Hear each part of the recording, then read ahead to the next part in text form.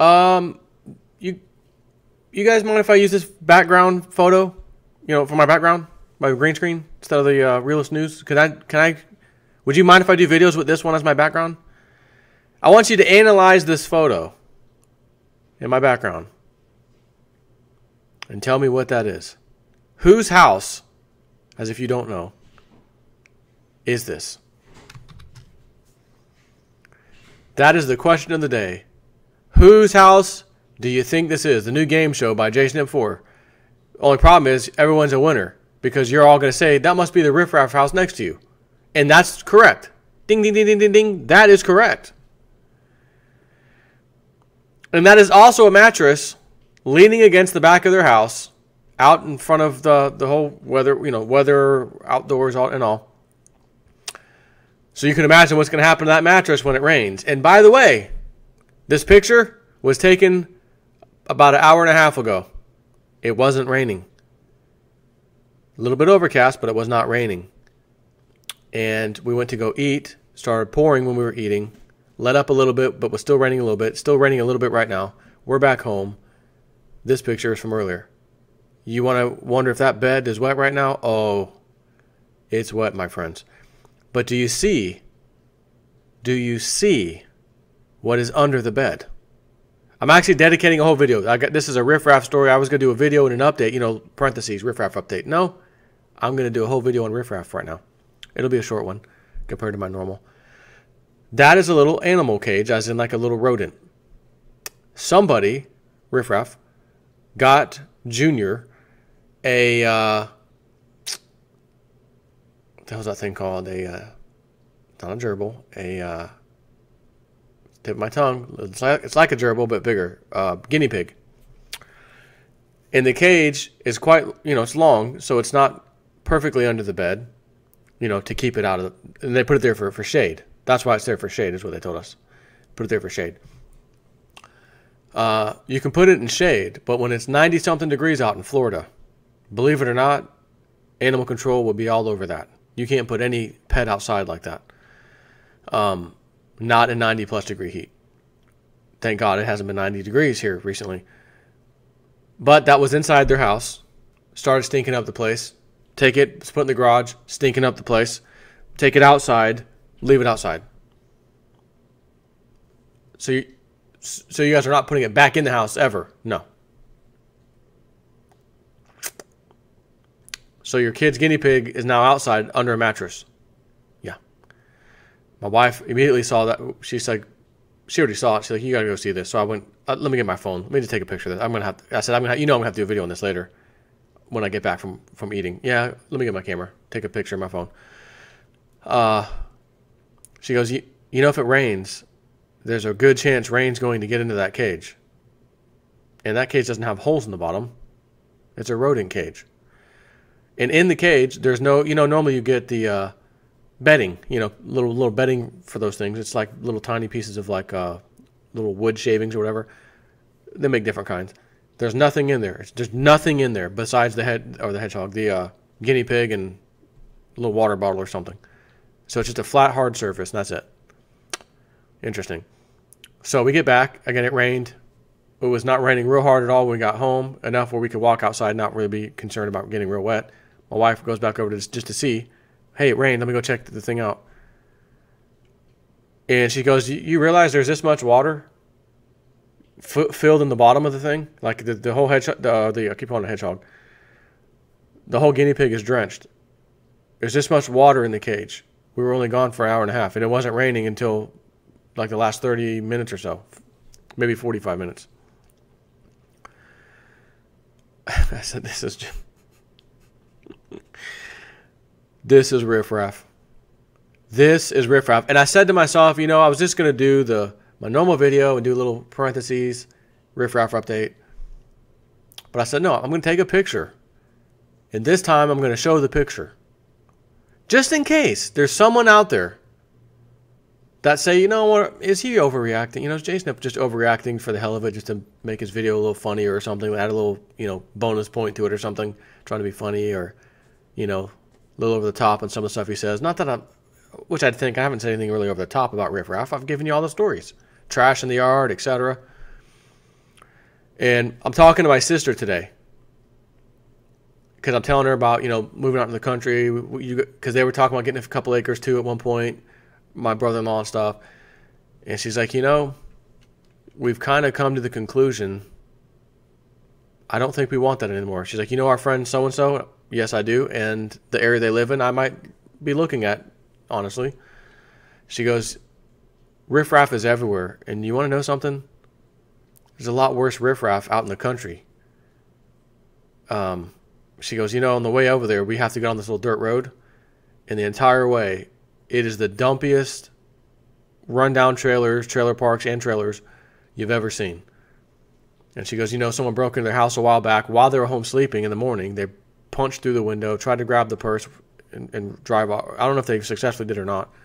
While they're home, while their cars are there, someone was ballsy enough to go over their fence into their property because they had a gate, up to the front porch, smash their glass window, try to take or either took something off there right through there, which I thought it was maybe her purse or something, and ran off. By the time they got up, let me get the gun safe, they were gone. And that also lets you know how quickly running to your gun safe, put in the combination. You better have a gun a little more easier accessible as far as I'm concerned. But that was out in the country.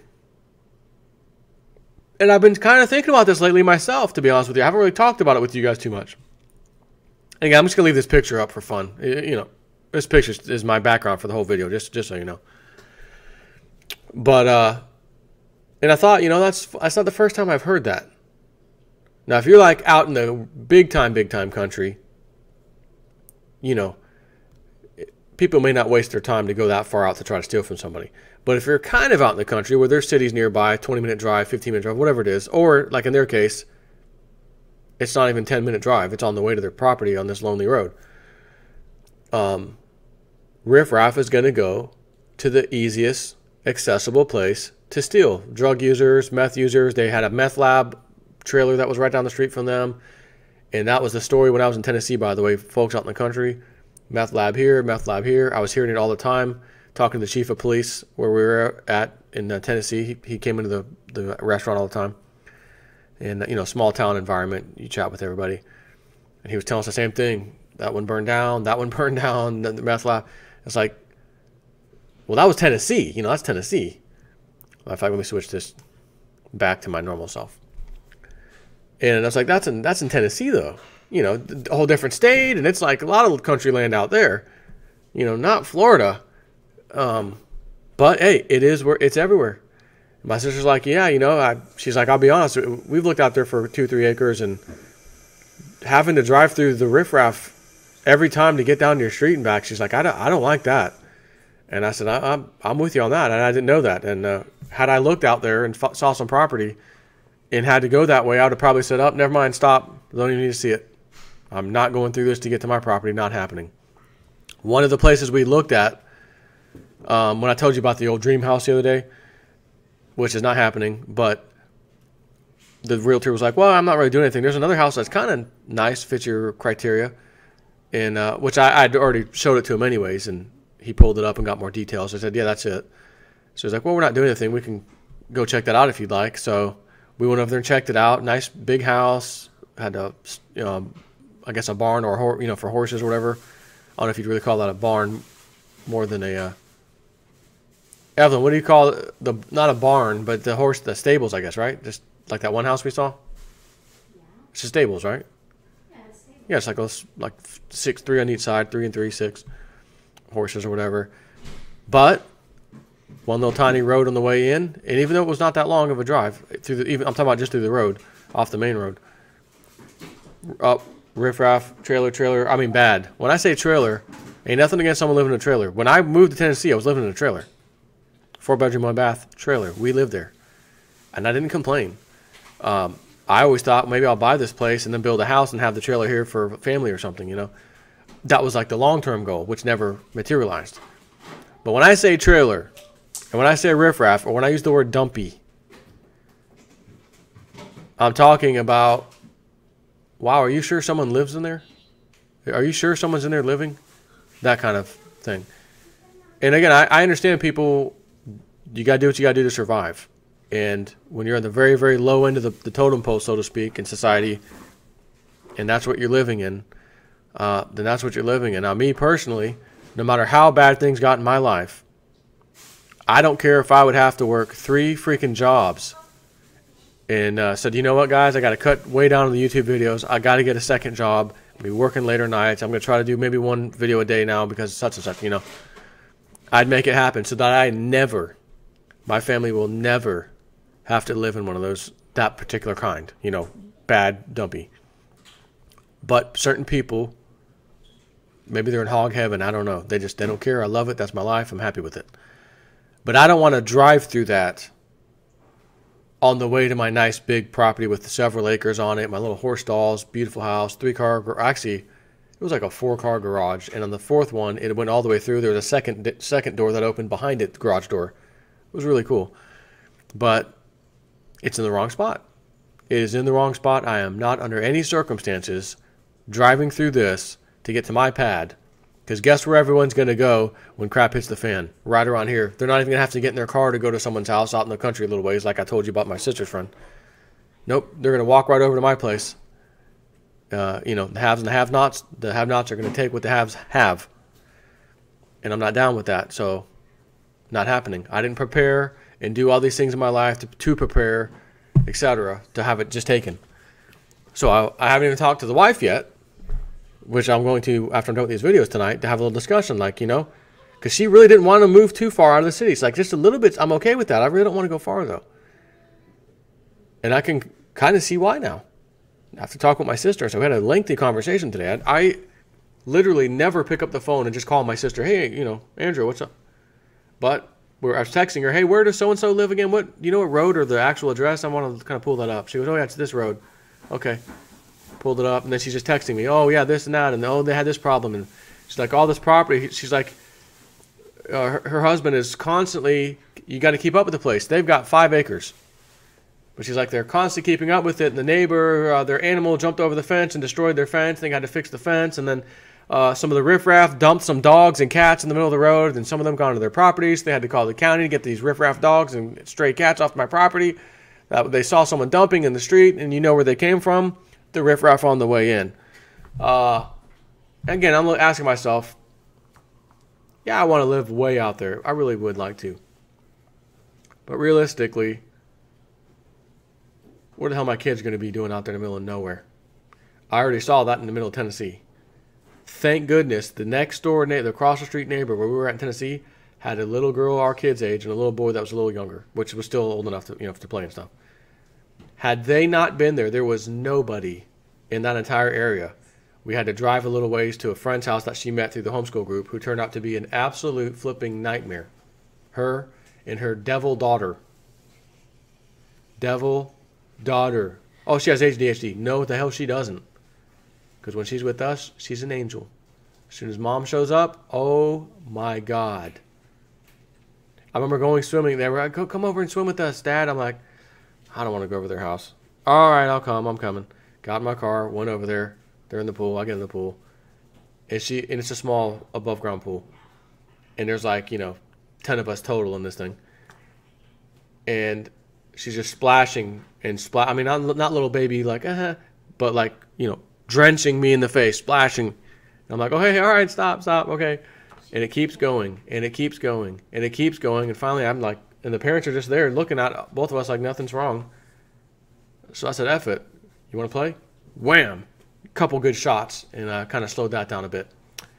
And, but I'm thinking, why is the parents not, you hear me, you physically can hear me telling your daughter, okay, that's enough. All right, okay, all right. Okay, that's enough. Parents, no, okay, you got it. 2 hands, Jason at 4 style, boom.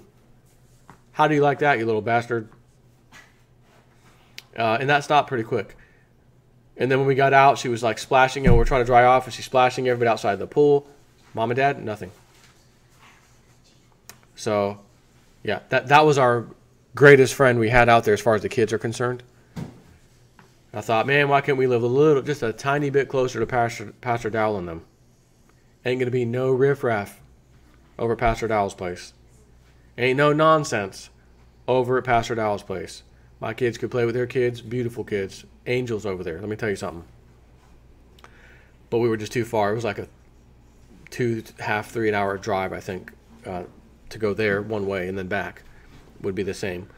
So didn't work out. But I got a little bit of the country life, and I'd like having some property. But it's like, man, I'm almost at the conclusion now, especially after talking with my sister, and she was kind of telling me, like, yeah, they thought they wanted that. And she's like, now that they're out there, they're actually been talking about downsizing a little bit. Like, actually, maybe moving ultimately. I'm like, yeah, but that was like the property. That was it. She's like, I know. And now they're just tired of keeping up with it, and neighbors and riffraff and dogs jumping over and this, and it's like, she's like, this is. They had a cow come over one time. She's like, this is what they do. This is what everybody deals with out in the country. And I'm thinking, you know, I remember when I used to volunteer for the sheriff's office years ago it was a civilian position. We would hear some of those calls coming out. Animal, this and that. And it was always in the zone where they would, people have 3, 4, 5 acres, 10 acres, some more in that part of the county where we were at. It wasn't in our patrol zone, but it was out where we knew, you know, local country, so to speak. And not to mention, I have to remember, boy, do I remember hearing some calls, domestic, drunk, domestic. And I'd hear the roads calls, the streets, this and the one, that one, up. I know where that is. And it's all in the country zone, so to speak. I'm just like, man, you know, like they'll say, you know, you want your cake and eat it too. I'd like my cake and eat it too. I'd like to have my country spot, few acres, and not have riffraff around me. But it just doesn't exist. It appears that when you go out into the country, even if it's a little country, that whatever type of lifestyle is all around you. And I was looking at one house just a few days ago. It was kind of near the dream house, which is a little bit out in the country, not a lot. And I thought, well, that would be kind of, I might be able to work with that one. It's cheaper too. Let me take a little Google Earth view of that. Oh, what's that? 1 block away? Even though it's a country road? Trailer park heaven. And I could tell from the Google Earth images, you know what kind of trailer park I'm talking about. Slumlord Central. I could see it, and I'm like, that's going to, again, that would be literally 1 block away from me. That's the distance. Where are those people going to go in a crap hits the fan scenario? The nearest country neighbor. Oh, and we've been watching him. He goes to work every day at such and such. Right? So I thought, well, if you live in a community, like in the city, and that's kind of where my mind's at now, like if I can get in the city and find maybe an acre or two plot, or just right kind of in the city, like just slightly out or inside the city, then I'm almost thinking maybe I ought to have that. And I said, you know, maybe if we can find that, you don't have to have this big gold dream house, just a regular house, something that we're all satisfied with. And if this, you know, I'll tell her, you know, if this YouTube stuff pays off and these cryptos pay off, which when I talk about YouTube stuff, I'm talking about the advertising, which, you know, earlier this year, there's an advertiser boycott. It hit us all very hard. But the interesting thing, at least for me, is because I've been getting so many more views these days after cryptos, and I got a lot of people coming in now, joining my channel, subscribing. That has kind of offset the negative part of the video advertisers. So I'm now getting my income back up, and I'm like, oh, hey, this is cool. This is nice. This is real nice, actually. So I'm thinking, again, mindset, cryptocurrency, got my YouTube thing, my day job. If I can make all of this work together, get a house, not a McMansion, just a freaking regular house, but I got to have my freaking acre. Maybe a half acre at the bare minimum, just so I can have some spots to do something with. Put up a little shed in the back for my videos to get me the hell out of the house so I don't have to keep screaming at everybody, hey, I'm doing videos, you guys be quiet, like they're over here whispering right now like I can't hear them. You know, I got to have a little bit of room. Half acre I could probably work with. I could put up hydroponic garden. I could put my solar panels in the yard, etc. But I don't want an HOA, which lies the other problem. There are a lot of houses for sale these days, in my area as well, but a lot of them are in HOAs. Very few are not HOA, I'm finding out, which is an interesting problem. So it's like, I don't know where the hell I'm going to go or what I'm going to do with this. I just can't seem to win. But I know one thing, I'm not staying in an HOA no matter what. That's just not going to work. I've got to find something that's not in an HOA where I can do what the hell I want to do, but I also don't want to be piled up next to each other. And again, the other plan was if I can make all these things work, the YouTube, the extra income, the cryptos, all this, I'd like to buy a little pad in another state, perhaps Alabama, because it is cheap. Let me tell you something about Alabama. Cheap property. And have basically a crap hits the fan / vacation spot. So that once a year, let's go to our spot, drive up there to Alabama. It's not too far of a drive from Florida. And we spend a couple weeks there, or a week, or whatever we end up deciding. 1 week now, 1 week later, some other time, that kind of a thing. And then we know we've got our house here, and we've got a much smaller one that we could easily afford up there. Because number one, it's cheaper up in Alabama. And a lot of land up there, it's got property. I mean, a lot of housing has property already on it. You know, as in acres. 1, 2, 3, 5, 10. I mean, it's all over the place. And I thought that might be a bad idea, because if things got really, really bad, you know, I'm talking John Teeter style, I don't want to be trapped in a house down here. Where are we going to go? What can we do? Let's go to our spot. We just pulled the trigger. We seen what happened. Hopefully by that time, YouTube revenue could sustain us, at least up there. You know what I mean?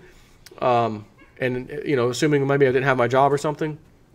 And then falling back partially on cryptos, that kind of thing. Love to make that work out that way. So I think that's kind of my new plan. Either stay kind of close to the city or in the city. Get a property with about an acre, maybe a half acre at the bare minimum. And that'll be what we call home. And then we can start looking at some point, Alabama. Sweet home Alabama. Every time I hear that song, I think of Eminem's, the movie he was in, 8 Mile. I live at home in a trailer. And I'm telling you something, we lived in a 4-bedroom, 1-bath up in Tennessee. I've realized I don't want to live in a trailer. I'd rather live in a block, concrete house, you know what I mean? But you got to make do with what you got to make do with sometimes. And that was us up in Tennessee. And at that time, I had the opportunity to buy that 10.5 acres with a 4-bedroom, 1-bath trailer for $49,000.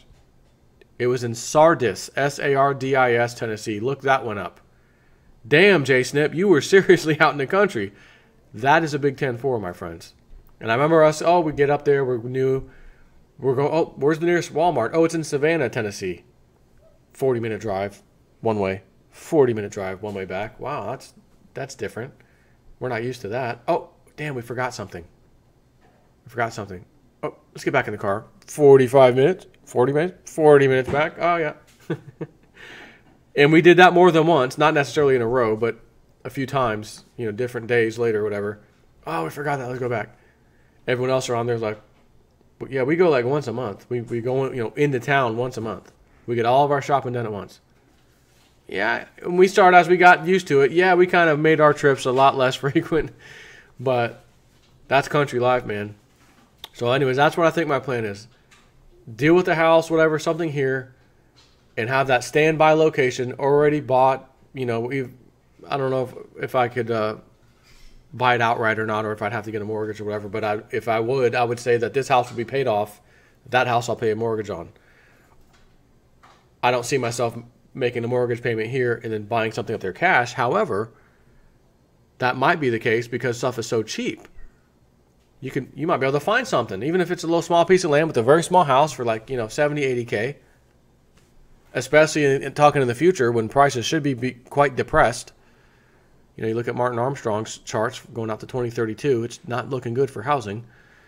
You know, and maybe make a sweet deal. And again, out in the country areas of the United States, those properties are going to go cheaper than the city properties because hardly anyone's out there anyways, right? Most of the properties in the city are expensive. The ones out in the country are less expensive.